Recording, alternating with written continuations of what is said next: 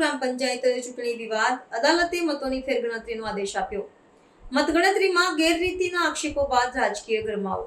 દાહોદ જિલ્લાના ઝાલોદ તાલુકામાં યોજાયેલી ગ્રામ પંચાયતની ચૂંટણીના વિવાદાસ્પદ પરિણામો બાદ ઉદ્ભવેલો રાજકીય તણાવ હજુ શમ્યો નથી. ઝાલોદ ખાતે આયોજિત થયેલી 83 ગ્રામ પંચાયતોની મતગણતરી પ્રક્રિયામાં જેતપુર ગ્રામ પંચાયતના ચૂંટણી પરિણામને લઈ વિવાદ સર્જાયો હતો.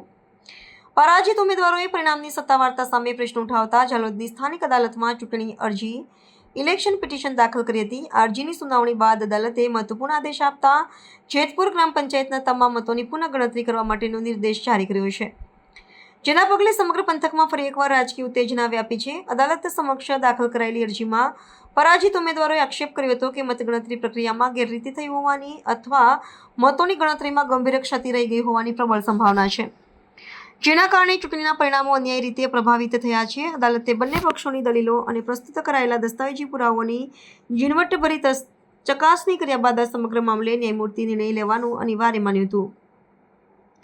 અદાલતના હુકમને પગલે હવે ગ્રામ પંચાયતની ચૂંટણીના વિવાદિત પરિણામોમાં નિરાકરણ માટે કાયદાકીય માર્ગ અપનાવવામાં આવ્યો છે, જેણે વહીવટી તંત્રમાં પણ હલચલ મચાવી દીધી છે. ન્યાયિક પ્રક્રિયા દ્વારા અપાયેલા ફેરમત ગણતરીના આદેશને પગલે હવે વિજેતા અને પરાજિત પક્ષોના સમર્થકોમાં ઉત્કંઠાનો માહોલ છે અને તેઓ અદાલતના આખરી નિર્ણય પર ધ્યાન કેન્દ્રિત કરી રહ્યા છે. આ ઘટનાએ ગ્રામીણ રાજકારણમાં કાયદાનું શાસન અને ચૂંટણી પ્રક્રિયાની પારદર્શિતા મહત્વને પુનઃસ્થાપિત કર્યું છે. તંત્ર દ્વારા આગામી દિવસોમાં અદાલતના આદેશ અનુસાર પુનઃ મતગણતરીની તારીખ અને પ્રક્રિયા જાહેર કરવામાં આવશે, જેના પર સમગ્ર દાહોદ જિલ્લાની નજર ટકેલી છે.